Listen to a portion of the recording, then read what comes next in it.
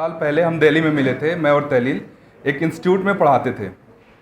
तो हमारा डिस्कशन होता रहता था कश्मीर को लेके, क्योंकि यहाँ के बच्चे दिल्ली में जब जाते हैं पढ़ने तो बहुत सारी प्रॉब्लम होती है।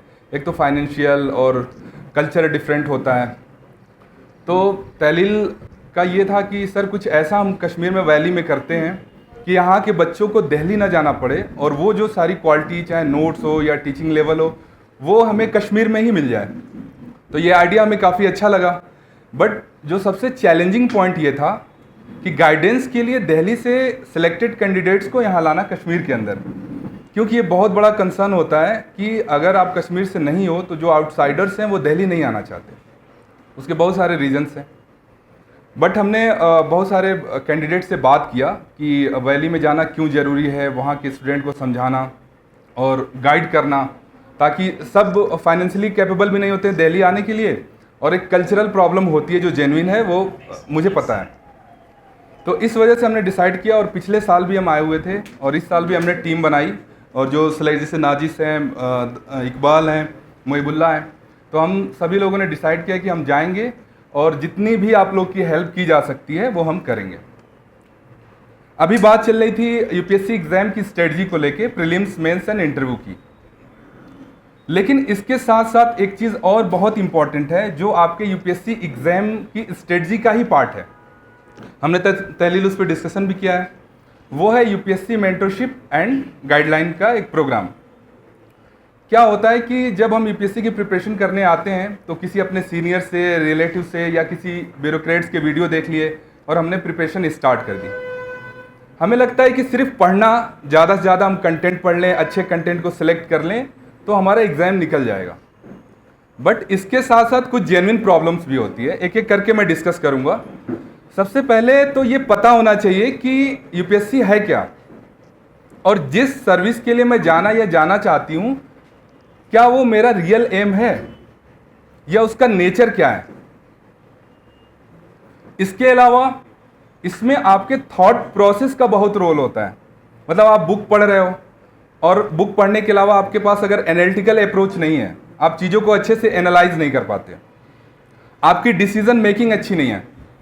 जनरली जब हम सुनते हैं डिसीजन मेकिंग, ब्यूरोक्रेटिकल अप्रोच या थॉट प्रोसेस, तो हमें लगता है ये सारी चीज़ें हमारे अंदर होंगी, लेकिन इसके कुछ टूल्स होते हैं जिस पे प्रैक्टिस करना होता है, तब जाके हमारे अंदर ये डेवलप होगा। फॉर एग्जांपल मैं एक क्वेश्चन पूछना चाहूँगा, जैसे इसमें कितने लोग हैं जो पिछले 1 ईयर या 6 मंथ से प्रिपरेशन कर रहे हैं? आप हाथ खड़े कर सकते हैं?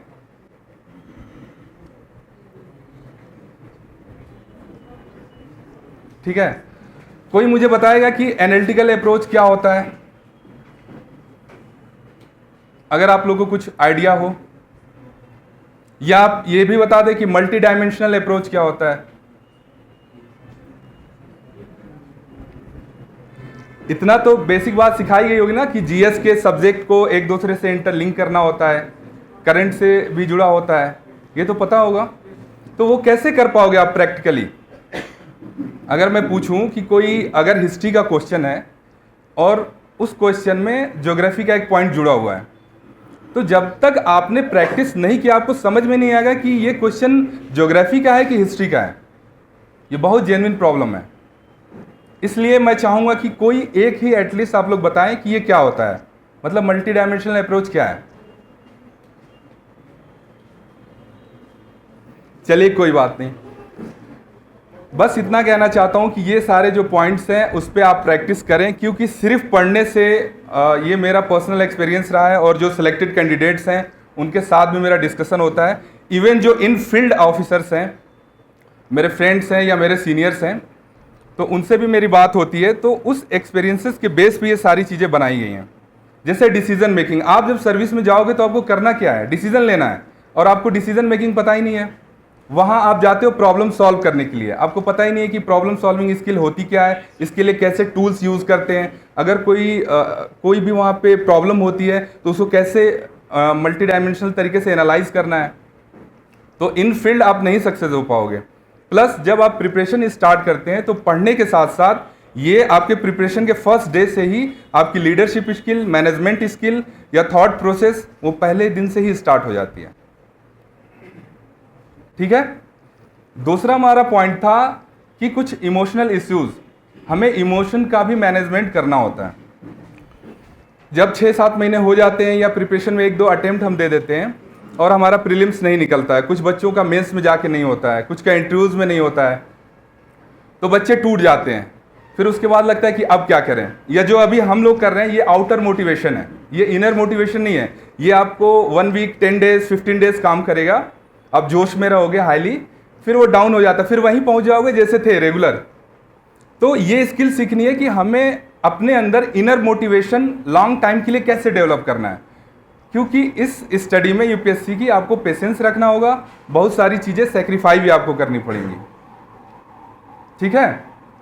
इसके अलावा आइसोलेशन की प्रॉब्लम हो जाती है। जनरली जब स्टार्टिंग में बच्चे प्रिपरेशन स्टार्ट करते हैं तो कुछ लोग बोलते हैं 15 घंटे पढ़ने हैं, 10 घंटे पढ़ना चाहिए, और इस तरह की बहुत सारे कन्फ्यूज़न है। लेकिन ऐसा कुछ नहीं है। आपकी जो आपको लगता है कि अगर मैं 5 to 6 आवर्स इनफ है। अभी मेरी इकबाल से ही बात हो रही थी, एक है जुनैद अहमद जिनकी रैंक 3rd थी ना, वो 4 to 5 आवर्स पढ़ते थे और 4 to 5 आवर्स में उन्होंने अपनी सारी प्रिपरेशन को वो कंप्लीट कर लेते थे और उन्होंने उस एग्ज़ाम को निकाला। बहुत सारे बच्चों का पैटर्न है कि वो 10 आवर्स पढ़ते हैं, कोई 8 आवर्स पढ़ता है, तो इसको लेके कंफ्यूज नहीं रहना है।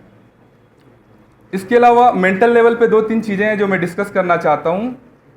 बच्चों की बहुत सारी प्रॉब्लम आती है लैक ऑफ फोकस, कि सर मैं जब 10 डेज पढ़ता हूँ कंटिन्यूसली, उसके बाद एनर्जी नहीं बचती है या मेरा फोकस नहीं हो पाता है, तो उस चीज़ को कैसे मैनेज करें। अब बताओ ये नॉलेज आपको कौन देगा। चलो बुक का तो बता दिया कि प्री के लिए ये पढ़ लो, मेंस के लिए ये पढ़ लो, लेकिन अगर आपको फोकस में प्रॉब्लम हो रही है कि आप पढ़ते हो 1 घंटे बाद फिर मन नहीं लगता, तो इसके कुछ टूल्स होते हैं जो आप मेंटोर से सीख सकते हो, जो आप टीचर से सीख सकते हैं, या कोई अगर सिलेक्टेड कैंडिडेट है उससे आप पूछ सकते हैं कि सर इस टूल को मैं अपने अंदर कैसे डेवलप करूं। अभी मोहिबुल्लाह बात कर रहे थे मेमोराइजिंग स्किल की, कि हमने पढ़ा, बहुत सारे स्टूडेंट एक बार पढ़ते हैं उनको याद हो जाता है, बहुत सारे स्टूडेंट 2 से 3 बार पढ़ते हैं फिर भी सही से नहीं याद होता है, तो वो परेशान हो जाते हैं कि यार मेरे साथ ये कोई प्रॉब्लम है क्या, मैं बार बार पढ़ता हूँ या पढ़ती हूँ मुझे याद नहीं होता है। उसके भी कुछ टूल्स हैं, ऐसा नहीं है कि वो कोई प्रॉब्लम है। तो उस टूल पे जब आप लोग प्रैक्टिस करोगे तो वो अपनी मेमोराइजिंग स्किल को आप बढ़ा सकते हो। ठीक है, थैंक यू सो मच। और मैं चाहूँगा अब इकबाल को बुलाऊँगा, और आप लोगों को अगर इससे रिलेटेड इस बुक्स के अलावा भी अगर जो भी प्रॉब्लम आती हैं, चाहे मेंटल लेवल पे हो, चाहे इमोशन के लेवल पे हो, या टाइम मैनेजमेंट हो, कंटेंट मैनेजमेंट हो, तो आप मुझसे बात कर सकते हैं, तहलील सर से बात कर सकते हैं, और बहुत सारे सिलेक्टेड कैंडिडेट्स के नंबर भी प्रोवाइड कराए जाएंगे जो आपकी हेल्प करेंगे। ठीक है, शुक्रिया।